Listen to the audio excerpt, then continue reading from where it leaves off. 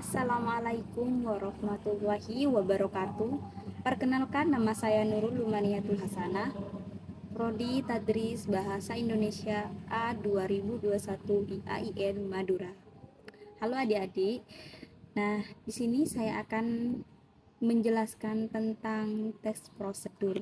Nah, pastinya adik-adik SMA, khususnya SMA kelas 11, maka itu mendapatkan mata pelajaran tentang prosedur teks, di mana di situ khususnya di bidang bahasa Indonesia. Nah, tentunya adik-adik itu mungkin ada beberapa yang tidak dimengerti tentang teks prosedur. Nah, kakak di sini akan menjelaskan agar adik-adik tambah paham apa itu teks prosedur. Nah, pengertian pertama dari teks prosedur. Teks prosedur adalah suatu teks yang berisi tentang langkah-langkah atau sebuah aktivitas kegiatan untuk dapat menyelesaikan suatu pekerjaan. Nah, dari definisinya saja kita mungkin sudah terbayang kalau teks prosedur adalah teks yang bisa memberikan kita petunjuk. Karena kan di definisinya sendiri itu kan ada tentang langkah-langkah seperti itu untuk bisa menyelesaikan suatu kegiatan atau pekerjaan. Nah, di sini teks prosedur itu sebenarnya sudah kita temui dalam kehidupan sehari-hari. Bahkan dalam kita beraktivitas, sebenarnya kalau kita tulis langkah-langkah kita dalam melakukan aktivitas atau kegiatan untuk menyelesaikan sesuatu itu sudah dinamakan teks prosedur seperti itu, teman-teman. Nah, gampang kan? Terus selanjutnya di sini yakni tujuan dari teks prosedur. Teks prosedur sendiri ini memiliki tujuan, yakni tujuannya untuk memberikan petunjuk bagi pembacanya tentang langkah-langkah secara urut dan pasti dalam melakukan aktivitas atau menyelesaikan sesuatu. Selain itu, teks prosedur juga memudahkan kita atau pembaca untuk melakukan sesuatu agar mendapatkan hasil yang maksimal atau hasil yang kita tuju, seperti itu. Sudah jelaskan adik-adik tentang tujuan teks prosedur, yakni untuk memberikan kita petunjuk, arahan untuk melakukan sebuah sesuatu agar apa yang kita lakukan itu sesuai dengan yang kita harapkan, seperti itu. Nah, di sini teks prosedur itu juga memiliki struktur sama dengan teks-teks yang lain. Nah, apa aja yuk di sini kita intip struktur dari teks prosedur.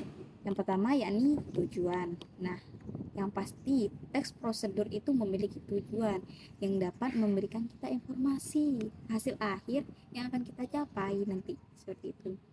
Yang kedua yakni material.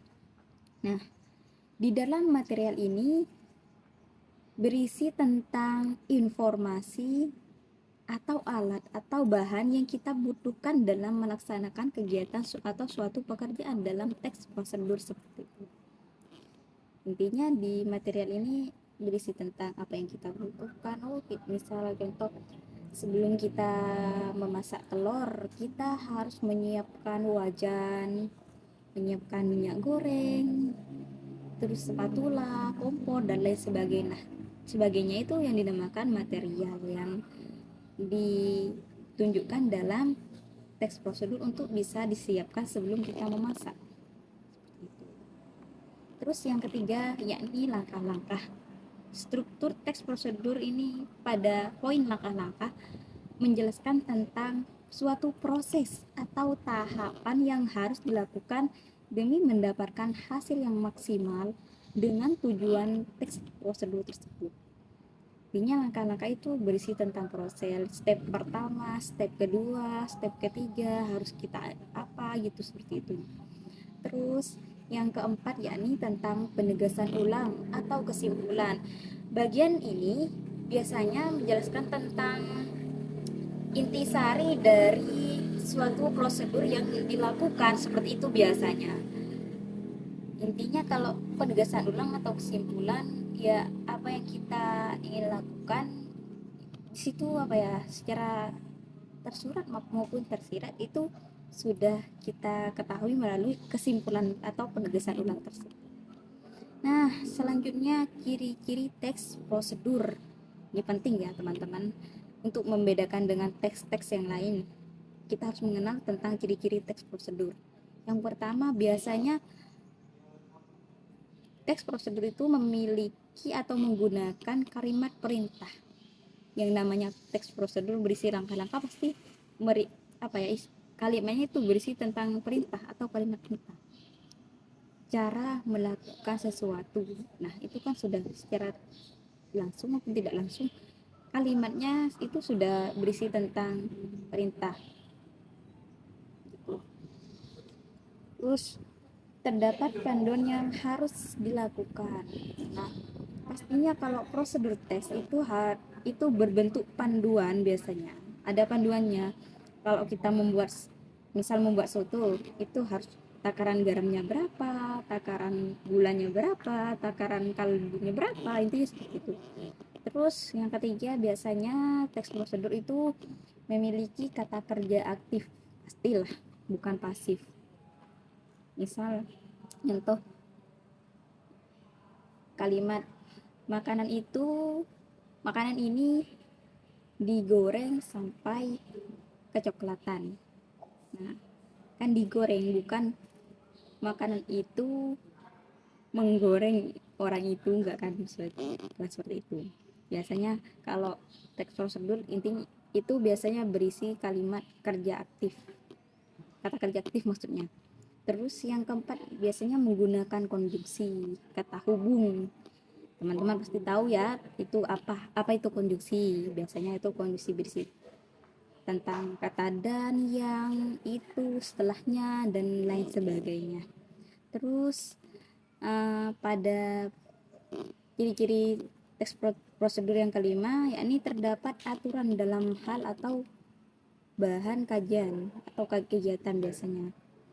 Nah, dalam teks prosedur itu pasti ada aturan agar sesuai dengan apa yang nanti hasil akhirnya. Kalau tidak ada aturan, maka di situ akan bukan teks prosedur biasanya, dan akan menghasilkan hasil yang tidak sesuai seperti itu.